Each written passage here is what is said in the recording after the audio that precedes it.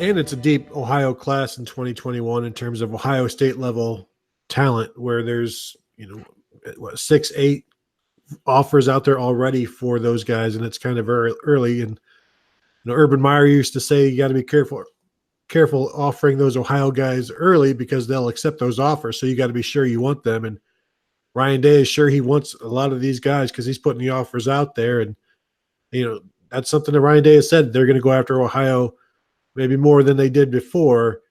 We'll see how that plays out. It's easy to say that when the talent is at a high level.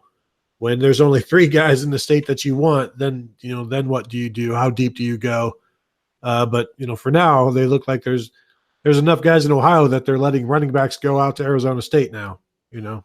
Right. So that seemed to be a bit of an aberration in that the 2021 class, as Tony points out right there, is bucking the trend of Ohio going from an elite state in recruiting to a very good top 10 state, top 7 to 8 to 9 state, something in that range. I guess it's still in that category, in that group, but it's not a top 5 state like it was 10 or 15 years ago.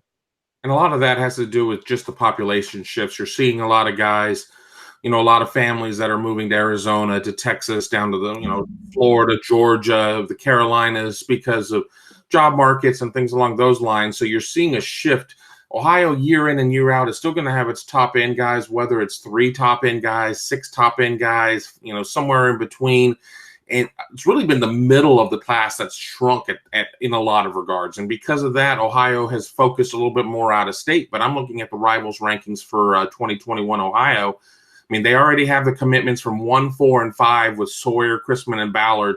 Lorenzo Stiles Jr. is a Pickerington kid and a legacy. I expect him to end up at Ohio State. Najee Story, a defensive end out of Solon. I expect him to end at Ohio State. Reed Carrico, an outside linebacker out of Ironton. I expect him at Ohio State. They could clean 1 through 6 very easily in this class of 2021.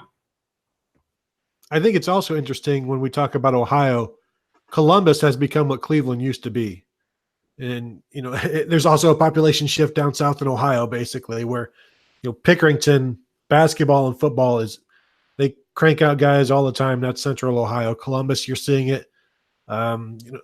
Just the surrounding area of Columbus, Columbus will claim Zach Harrison, but he's a little north, and there's so much talent in Central Ohio right now as compared to what Cleveland used to be. And there's still guys in Cleveland like we see with Ben Chrisman, but it's mainly Cincinnati and Columbus right now are the 2 hubs in Ohio.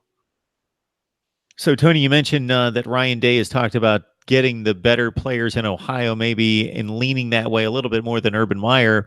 And when Urban Meyer was not necessarily open about his recruiting tact and approach much of the time, and for good reason. I can understand it. He felt maybe a bit between a rock and a hard place in regards to the Ohio topic, but he did come out and mention and explain the difficulty there in trying to keep those roots and keep those ties to the Buckeyes State, but also you want to win a national championship, and he was all about that.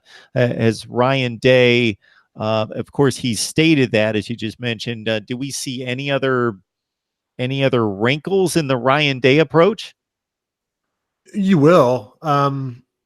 He came out a few weeks ago and talked about his approach with awareness to mental health and for adolescents, children, and his players, having 2 sports psychologists on staff. But that was also something that Urban Meyer was talking about quite a bit last year as a new thing that they were very focused on. So Day said he doesn't want to rock the boat too much, or doesn't want to change things too much right away, but eventually this will look more and more like his own program. And I think you may not notice much of it yet, but then you look at the defensive staff, and that's his defensive staff. That's not Urban Meyer's, and they're going to change what that defense looks like. And you don't want to change too much of the infrastructure, because that's what keeps this thing going smoothly. And when you start doing that, then you're kind of ruining the base and maybe losing a little bit of that smoothness, and things start running a little wonky. And so that's why it's important that they kept the internal guys, the strength staff, and the recruiting guys, because they know what they're doing. You let them do it. Things keep moving forward. And then once you start putting little things in and changing things, you got to make sure you're not slowing the program down. Any show that includes the term wonky has to be a good one, courtesy Tony Gerdeman on the wonky reference. You don't want a program that's wonky. The Nope. Wonky equates to Rutgers in my book. That sounds like a Rutgers term to Wonky me. would be an upgrade. A bit of a Yeah. If they were only wonky. One day. Wonky to me is like 5-7, 6-6. We're wonky. Look it up. Jack Cohn is wonky. All right. Indiana, wonky. Definitely. Yeah. Definitely. I 5-7. think they're a little bit better. A little bit better than wonky. Maybe hinky.